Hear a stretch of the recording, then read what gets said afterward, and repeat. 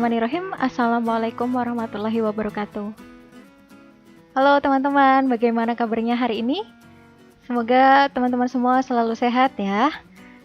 Tetap jaga kesehatan kalian, tetap patuhi protokol kesehatan yang ada, dan kita sama-sama belajar dari rumah. Baik, pada video kali ini Usdiah akan mengenalkan kepada kalian materi tentang teks persuasi ya. Baik, hari ini bersama Usdiah kita akan belajar tentang pengertian teks persuasi, ciri-ciri teks persuasi, dan kemudian struktur dari teks persuasi.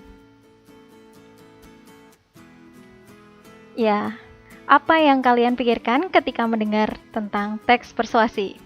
Yuk, masih ingat nggak materi tentang teks persuasi ini? Coba kita ingat-ingat kembali, ya. Ingatkah kalian bahwa sebenarnya materi ini sudah pernah disampaikan pada materi iklan. Yuk kita amati iklan di samping ya, masih ingat kan? Ya, bahasa iklan adalah bahasa persuasi. Yuk diingat lagi, ini adalah iklan. Coba, ada iklan tentang pendidikan. Ayo gabung menjadi squad ruang guru. Bareng aku supaya belajar jadi luar biasa. Terus selanjutnya, ini ada iklan layanan masyarakat. Ayo, kita harus makan sarapan pagi ya. Ya, ini adalah kata ayo, ayo. Tadi berupa ajakan ya, teman-teman. Oke, amati gambar berikut. Yuk, bersama-sama kita amati. Ini gambarnya lagi ngapain ini? Gambarnya adalah ada orang yang sedang berbicara, kemudian ada pendengarnya. Lalu kaitannya apa dengan teks persuasi? Ya, salah satu wujud dari teks persuasi adalah teks pidato. Ya, ini kita ibaratkan wanita ini sedang berpidato di depan pendengarnya, ya, teman-teman. Oke, artinya apa kalau sedang berpidato itu? Pembicara sedang meyakinkan apa yang ia sampaikan kepada pendengarnya. Ya, ini adalah beberapa manfaat ketika kalian belajar tentang teks persuasi ya, dan juga menguasai kalimat persuasi itu sendiri. Yang pertama adalah kalian bisa pandai nih dalam berpromosi, mengiklankan, atau menawarkan barang dan jasa apa saja ya. Selanjutnya adalah kalian bisa memberi perintah tanpa terasa bahwa sedang memerintah. Wah, ini termasuk logika bahasa ya teman-teman. Oke, selanjutnya apa? Kita dapat membangun kepercayaan orang lain terhadap diri kita. Melalui apa? Melalui kalimat persuasi yang kita sampaikan sedemikian rupa ya. Nah, yuk kita perhatikan bersama-sama. Ini adalah wujud dari teks persuasi itu sendiri. Silakan diamati ya. Ini ada tajuk berita ya. Judulnya Indonesia bisa lawan COVID-19, tetap produktif dan informatif di rumah. Kita baca bersama yuk. Perhatikan penggalan teks berikut.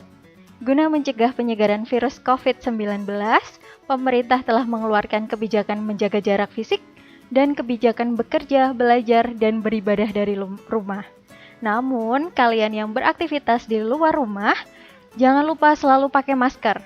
Ayo bersama patuhi kebijakan pemerintah untuk kebaikan bersama, ya teman-teman.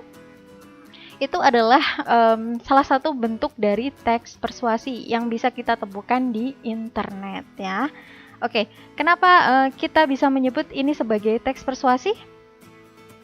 Ada yang bisa menjawab? Ya, singkatnya ini berisi tentang ajakan ataupun himbauan ya. Ditunjukkan dengan kalimat apa teman-teman kalau di teks? Ya, coba kita cermati. Ayo bersama patuhi kebijakan pemerintah untuk kebaikan bersama. Ya, itu adalah salah satu penanda bahwa penggalan teks tersebut adalah penggalan dari teks persuasi. Ya. Mari kita lanjut ke teori berikut ya. Oke, ini tentang pengertian teks persuasi.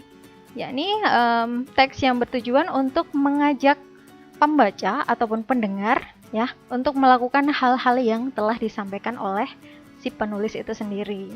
Ya, di sini ada kata kunci. Yang pertama ada meyakinkan, memengaruhi, ya, ada lagi membujuk, ya, mengajak, meyakinkan, ya. Begitu teman-teman, itu ada kata kunci yang perlu kita perhatikan ya ketika membahas teks persuasi. Nah, ini adalah tentang ciri dan juga kaidah kebahasaan dari teks persuasi.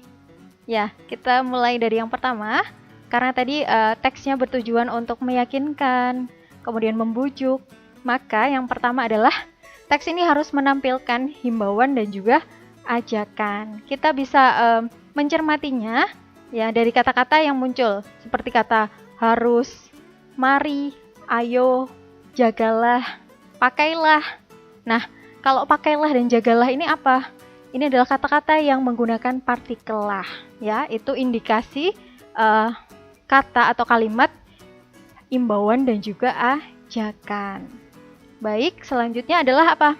Menyertakan data dan juga fakta. Data dan fakta ini disampaikan atau disertakan dalam teks, gunanya apa? Untuk lebih meyakinkan pendapat kalian.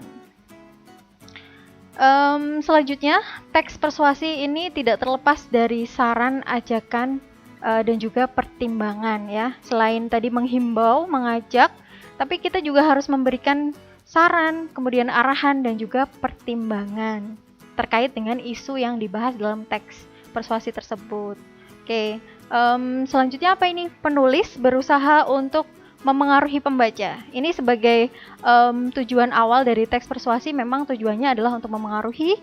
Jadi kata demi kata yang dirangkai dalam teks persuasi, tujuan akhirnya adalah apa? Untuk memengaruhi pembacanya, ya.